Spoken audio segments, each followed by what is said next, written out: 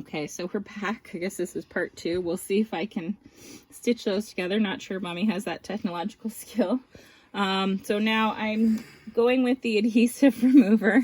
I love that Daisy just patted my back to say it's okay that I'm not that technologically advanced. I can help you if you want. So, yes, I've gotten to that stage in my life where the 9-year-old knows more about technology than I do. So as I'm going, I'm just trying to remove any of the glue, etc. So, and then I'm going to show you in a minute one of the things. Now, like I said, William has had this bandit, or has had his J-tube since he was only 3.5 months. Yes, honey, thank you. Now he's more than 2.5 years old.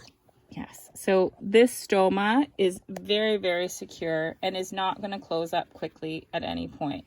So I have also been known, if I see it's slightly red, I'm going to give him a few minutes. I've been known, even if he just really is enjoying have a few moments with a bare belly, then he can go for a good 10 minutes. I'll just let his skin breathe.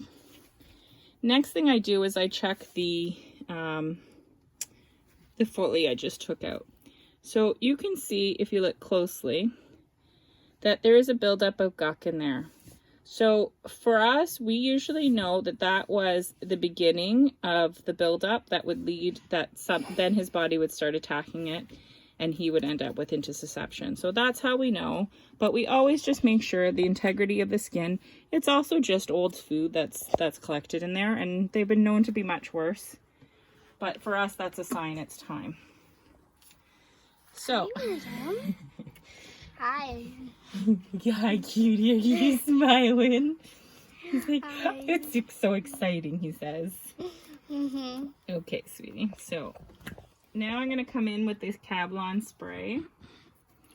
And sometimes he reacts because it's kind of cold on the skin. And I'm really, really, really liberal with it. Again, it is very protective for his skin. So the more it can protect his skin, the better it is. I'm going to give it a couple minutes. So you want to say hi? You want to say hi while I do that? There's your brother. There's William. And he's got a trick here with his elbow. Mm-hmm. And he just got a haircut today. That's why he went into bath. And what's an Airvo, Daisy? An Airvo is a machine that provides moistured air to the lungs if they have a trach, or if they it also comes with a mask that you can put on the face. I think. Okay.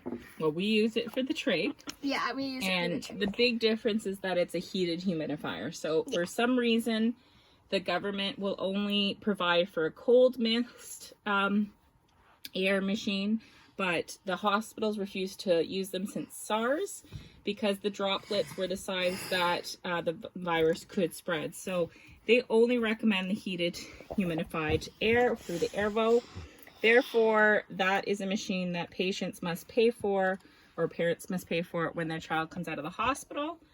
Thank God we have an amazing village, so shout out to them again, that helped us get the Airvo for William when we first came out. So, now that he has gotten ready there, I've got his new Foley. I'm going to put some lube on it. Again, I'm generous. Not all of it's going to go into him. And you can always wipe off the extra. Exactly, and that's why we have that gauze there, should we need it. William's very used to this, so he doesn't usually fuss too much. What I have to be conscious of is he does not like the feeding tube. He is very relaxed right now. He's very content. He would like to have his nap now, just sleep like this, but he does need to have his feeds, and I don't want to have to stretch the stoma later. So we're going to put this one back in. I do have to be aware, though, because he doesn't like it, that he will try to make a grab. As he's already trying, because he's going to try and pull it out if he can. Okay, so then what we're going to do, I don't know if you can see if there's well enough light, but we'll see what we can do. Okay, so we're going straight in. I know, we're in, baby. So it's a little bit, he's not a huge fan for when the balloon goes in. Once the balloon is in though, so this is what you have to train and learn how to do, but you'll be able to feel where the balloon is on the inside of him now. So I can tell exactly where the depth is just by the feel. But again, I've been doing this for a couple years. So make sure if you're just a newbie, get somebody that's a medical professional to teach you how to do this, okay? And like I said, this is just the best way that we've learned how to do. Gotcha. So next thing I've got to do is secure this before Mr. Grabby Pants gets it out. But I want to mark the distance. So since I don't want other people to be moving this around on him too much. What I do is when we change the bandage each time, so that was a complete tube removal and change. When I'm just changing the bandage, then I'm not going to take the tube out, but I am going to rotate it because I want to make sure that it's moving around in there okay. But I don't want people doing the back and forth because you see he flinches a little bit when the balloon gets to the side. So he's not a huge fan of having the balloon edge near the wall inside. Again, one of the things to remember, there we go. Actually, that's a little. It's okay. Okay, there we go. I don't know what I was going to say there. We'll come back to that. Sure, it'll come to me. Okay, so now, originally, I was adhering the bandage and then sticking the tube into it, and that's how I was going. I very quickly learned that it's much better for me to secure the tube in first. Just make sure you're keeping an eye that it's still in the stoma. Here, okay.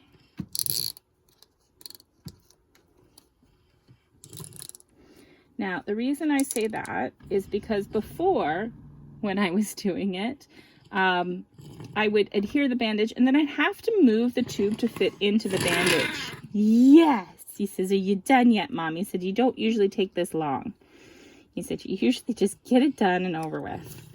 Mm-hmm. So. Well, Sissy's filming today for Mommy. Because we heard that this might help some other kiddos. So we are all about helping. Anybody has any questions or anything, please don't hesitate to reach out. We are more than happy. Why reinvent the wheel if you don't have to, especially when it comes to our med kiddos who we already have enough stuff that we're trying to figure out. So if somebody can help us, gosh, why not? Okay, so the bandage is very strongly adhered now, okay? And we have to. So then I'm just going to trim. I do leave on enough that should it have to be adjusted, then I can. Oh, so that's, yeah. So, and then I just said, like, every 3 days we'll need to readjust and just turn it. But it's always better when you adhere it to the bandage first and then put it in the tube and see. It is a little bit red. I think that's because that last bandage should have come out yesterday, but we waited today so we could film when I was somewhat coherent, as I was exhausted yesterday. So that's it. This is a straight surgical J. The next thing I will do is I'm going to go test it with a flush to make sure it goes through, and then he is good to go and have his nap once we get some clothes back on him. So that's it. So again, if you have any questions, if you have anything you wonder, we're really open books, so feel free to contact us anytime. So from William, Daisy, and myself, Elizabeth, have a great day, everyone. Bye.